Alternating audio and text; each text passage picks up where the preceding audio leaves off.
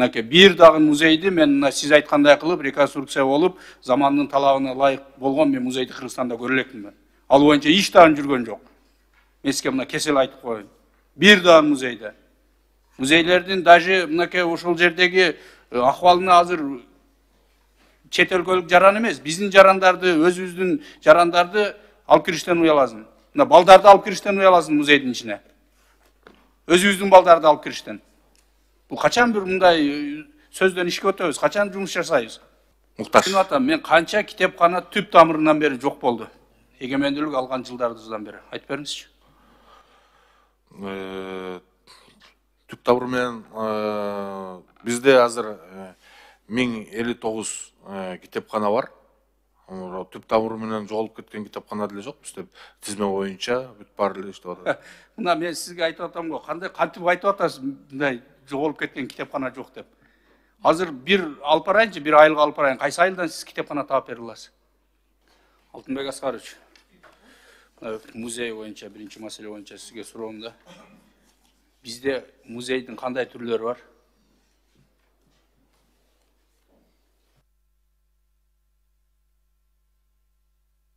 Жок, ошо мамлекеттик музейлердин негизинен өз тармактары боюнча түрлөргө бөлүнөт да.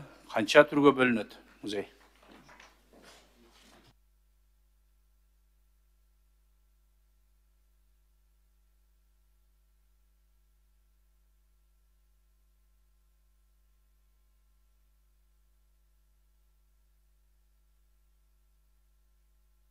Алтынбек Аскарович, мынакей уже түшүнүктүү да. Сиз уже мен доклад берип атканда эле уже музей жөнүндө түшүнүгүңүз азыраак экенин байкап туруп мен атайын ушуну сурап атам да, канча түргө бөлүнөт деп. Сиз бул тармактын министри болгондон кийин жатка билишиңиз керек. Жаныңыздагылардын айтканын деп баягы мектептеги окуучудай болбостон. 10 түргө бөлүнөт музейдин түрлөрү. Ушулордун баарына билишиңиз керек. Бизде канча мамлекеттик музей бар? 118, анын ичинен 68 республикалык маанидеги музейлер, 10 областтык музейлер,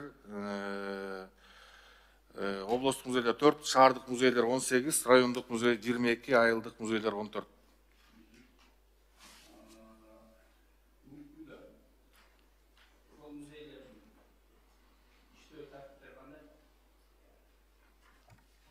Muzeylerin иштөө тартиби кандай бүгүнкү күндө?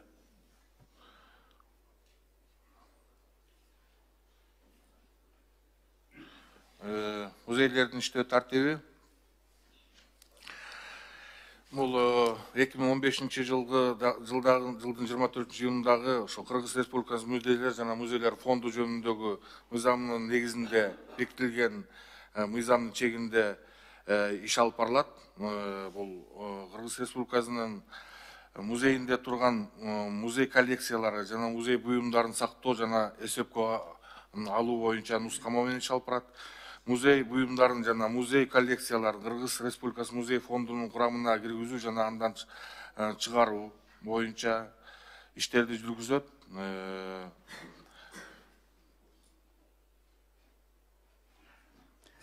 Бүгүнкү биздеги ушул мынакей мен сизге азыр кандай тартипте иштеп барам десек, кайра эле мыйзамга такадыңыз да, билебиз баарыбыз ошол мыйзамдын негизинде иштешине. Бүгүнкү биздеги ушул музейлерди жандандыруу боюнча, биздеги ошол музейге болгон элдердин кирүүсүнү жогорулатуу боюнча кандай иш-чаралар жүргүзүлдү министрлик тарабынан? Бул боюнча көптөгөн 2022-2023 жылдардагы кылынып жаткан музейлер боюнча иштерди айта кетсем, өзүңүздөр билгендей, биздин улуттук тарых музейибиз өтө чуулгандуу ошол капиталдык ремонттон өткөндөн кийин көптөгөн экспонаттарыбыз жакшы түзүмдө музейлерге коюлуп, көрүүчүлөрдүн саны кескин түрдө абдан көбөйдү. Бул боюнча көптөгөн мамлекеттер менен биргеликте иштешип, баягы санариптештирүү боюнча дагы көптөгөн иштерди алып барып жатабыз. Музейге кирүү боюнча дагы иштер абдан байма-бай өсүп жатат. Областтык деңгээлдеги жана райондук деңгээлдеги музейлерди дагы биз ошол биргеликтүү жаңы ошол эл аралык фонддор менен иштөөдө, каржы тартуу маселелеринде дагы, каржы бөлүштүрүүдө дагы биз жаңы ошол президенттин жарлыгы менен байланыштуу биз атайын программа иштеп чыгып, быйылкы 24 жылдан баштап 5 жыл атайын программанын негизинде 578 миллион сомдук программаны ошол өнүктүрүүгө, издөөгө, изилдөөгө, фонддорду толтурууга, музейлерди иштетүүгө иш алып барабыз. Мен муну сурап атканымдын себеби Алтынбек Аскарович, мынакей бизде баарыбыз эле мына чет жактарга чыгып музейлерди көрүп келебиз да, туурабы? А биздеги музейлердин акыбалын мына баарыбыз эле билебиз. Мынакей ошол эле сиз айтып аткан тарых музейинин аркасында дагы деле чуулгандуу иш бүтө элек. Ошону реконструкция кылабыз деп дагы жеп өлүп кеттик. Азыр бүгүнкү күндө деле ошондой иштер болуп атат. Мынакей бир дагы музейди мен мына сиз айткандай кылып реконструкция болуп, замандын талабына ылайык болгон мен музейди Кыргызстанда көрө элекмин. Ал боюнча иш дагы жүргөн жок. Мен сизге мына кесел айтып коеюн. Бир дагы музейде. Музейлердин даже мынакей ошол жердеги акыбалына азыр чет өлкөлүк жаран эмес, биздин жарандарды, өзүбүздүн жарандарды алып кириштен уяласың. Мына балдарды алып кириштен уяласың музейдин ичине. Өзүбүздүн балдарды алып кириштен. Бул качан бир мындай сөздөн ишке өтөбүз, качан жумуш жасайбыз? Ал жок. Мынакей ошол эле мына сиз айтып кеттиңиз областтык деңгээлдердеги. Мына Ош шаарындагы Сулайман Тоо музейи. Мунун артынан канчалаган сөздөр дагы болуп атат. Качан бир мындай замандын талабына ылайыкташтырылат ошол жер? Мына быйылкы буга чейин биз атайын ошол проект менен иштеп келгенбиз. Мына быйылкы жылдан баштап ошол проект башталып жатат. 4 миллион доллар эсебинде бүт жаңыртуу, модернизация иштери жүргүзүлөт. Бул жакта бизде ошол Сулайман Тоо музейинин жетекчиси да отурат. Бул жаңы шайланып, быйыл мындай жакшы көрсөткүчтөргө жеткезип, оңолуу түздөрү иштери жүрүп жатат. Андан тышкары ошол өзгөн музейине дагы ошол 2 миллион долларлай каражат каралып, быйылдан баштап ошол жерге жаңы музей салынат. Сиз айтып аткандай жаңы музейлерди салуу боюнча. Ошондой эле быйыл өткөн жылы 23-жылы дагы биз жөнөтүп турган жокпуз. Ошол Сулайман Тоо музейине атайын каражат бөлүп берип, ошол кээ бир нерселерди капиталдык күчүбүздүн жетишинче капиталдык ремонттун өткөрдүк. Өзүңүз көргөндөй 31 августта эгемендүүлүк күнүндө ошол жердеги мурдакы аябай кыйын абалга келген 3 этаждуу боз үй дагы аябай жакшы формага келип, ичинде уже иштей баштады. Буга чейин иштебей талкаланып бүтүп калган болчу. Бул боюнча көп Караколдогу, Жети Өгүздөгү көптөгөн музейлер жаңыланып, ошол эле Садыр Нуркожоевдун колдоосунда дагы ошол Жетимишбаев музейи дагы азыр реконструкциядан өтүп жатат. Азыр мен жана сизге айтып кеткендей 578 миллион бул 5 жылга бөлүнгөн.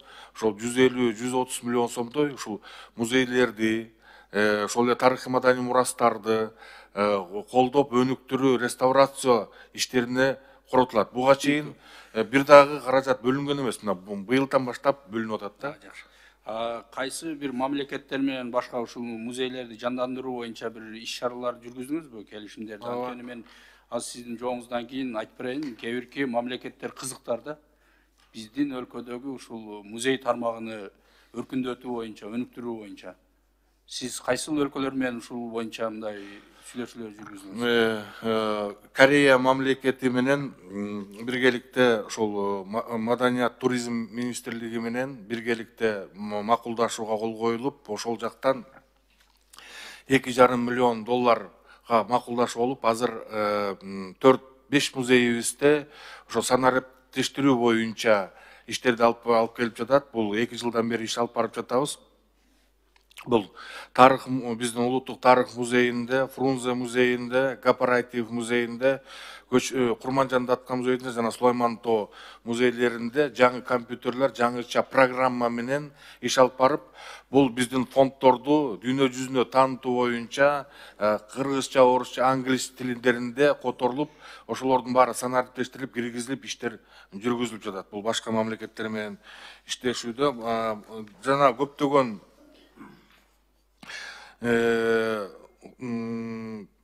дүйнөлүк каржылай турган компаниялар менен дагы иштерди ошол эле компьютер менен камсыздоо жана башкаларына жардам берүү боюнча иштерди алып компьютер менен эле бир компьютер менен камсыздаса музейдин иши оңдолуп кетпейт. Мен сиздерден азыр сурайын дегеним, мынакей Россия Федерациясында Москва шаарында Жеңиш музейи бар экен да. Биз депутаттык группа барып көрдүк. Ошол жердеги Госдуманын депутаттары, эгер сиздер жерлерин чечип берсеңиздер, биз ушундай музейди Кыргызстанга салып берели дейт. Жөн эле. Мен ушундай иш-чаралар жүргүзүп атасыңарбы деп сурадым. Ошол боюнча биз өткөндө келгенде Марлен Абдрахманович биздин жогорку кеңештин жыйындар залында айтты эле. Ушундай деп атат. Эгер биздин министрликтер кызыкса, ушул иши алып барса деп, мынакей. Андан бери 15 күн өттү. Бир дагы мындай салып беребиз деген маселеге дагы маани бергениңер жок да. Бул жогорку кеңештин стенасында жаңырды. Ушундай болуп атат. Ушуну эске алып койсоңуздар. Андан кийин Турция мамлекетинде дагы ошол жерге биз бир музейге мен өзүм бардым. Оштун мурдакы мэри барып ошол жерде келишим сүйлөшүүлөр жүрүп келген экен эле. Мен жер ажыратып беремин, ушундай музейди Ошко мындай салсак совместно биргеликте деп. Ал иш дагы ошол мэр кеткенден кийин токтоп калды дейт. Мен жана бекерден айтпай атам, бизде ошондо өнөкөт болуп калды. Бирөөнүн баштаган жумушуну кийинки келген улантыштан ушунчалык мындай же өзүбүз кыйратпайбыз, же бир жакшы башталып калган иштерди же улантпайбыз да. Ошол иштерди алып барбайсызбы? Сиз айтканыңыз кайра эле санариптештирүү биздин канчалаган музейлерибиз жатат. Мынакей Алабукадагы Сафит Булан биздин тарыхый жерлерибиз. Мына жылдан жылга бузулуп атат. Бир жыл барып, уже кийинки жыл барсаң ураганын көрөсүң. Эми ушуларды биз сактап калышыбыз керек да. Ал боюнча дагы канчалаган көптөгөн кызыктар инсандар бар экен, ушундай тарыхый жерлериңерге бир жардам берели деп.